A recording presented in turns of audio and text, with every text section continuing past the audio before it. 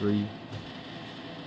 Welcome to week 13 of the Big Ree and Ace Pig 6. Alright, let's go. All right, boys, here we go. We have the 10-1 Dallas Cowboys at the 6-5 Minnesota Vikings -3. You know, I really like Dallas here. Dallas has been on a roll. Zeke's playing great. Dak's playing great. They're just rolling over everybody. And Minnesota it was really hard to watch them last week against Detroit. I mean, just to put up points, those guys are just struggling. You know, their defense is solid, but they're not putting up any points. And Dallas is going to definitely put up some points. Their defense is pretty decent as well. And I feel like -3. I honestly think this line should be maybe 7 or 8, to be honest. And because it's at home for Minnesota, that's why it's only -3. But I still think that Dallas is going to come through, take Dallas -3. Then we're going to go to the 5-6 Green Bay Packers at home against the Houston Texans. I feel like, you know, Green Bay had a great game last week against Philadelphia. Rodgers was playing MVP type football. I mean, Rodgers looked like the old self. Jordy Nelson's playing really good of late. 4 of the last 5 games, he has over 90 yards. Devontae Adams is really playing well. So, you know, Rodgers has got some targets there. He's rushing well.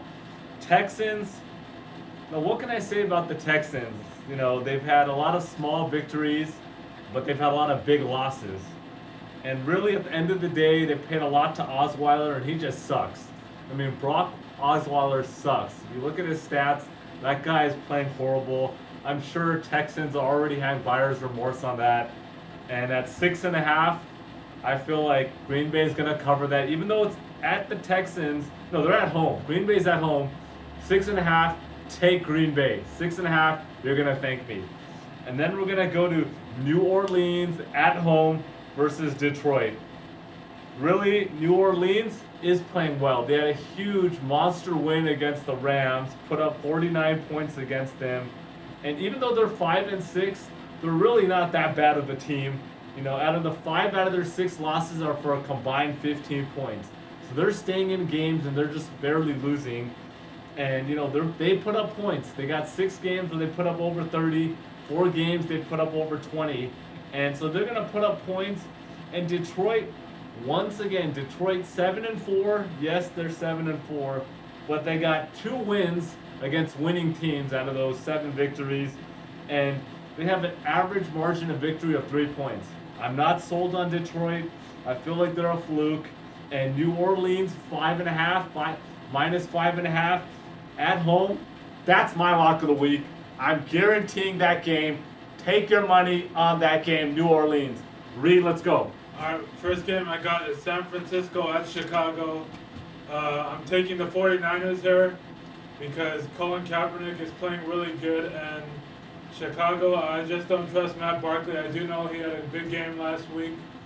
I do expect Jordan Howard to have a big game on the ground. Also, Carlos Hyde's going to have a big game.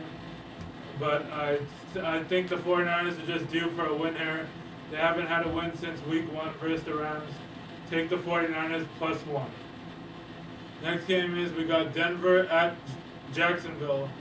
The line is 4. I'm taking Denver here. This could be a trap game, but I'm not buying it. I'm taking Denver. They're coming off a bad loss at home, and I'm expecting them to rebound really big on this game. Take the Denver. I expect a big game from Trevor Siemian and Emmanuel Sanders. My prediction is 20-10 Denver. And last but not least, my lock of the week, we got New York headed to Pittsburgh. The current line is -5.5. I'm taking the Steelers -5.5. Big Ben's going to have a big day. So is Le'Veon. Eli is just going to choke in this game. And, I mean, Odell might have a touchdown or 2. But this is my lock of the week. Steelers 31, Giants 24. Also, I got a little comment on last week's lock of the week. I might have cost someone money, but sorry about that. Alright guys, peace.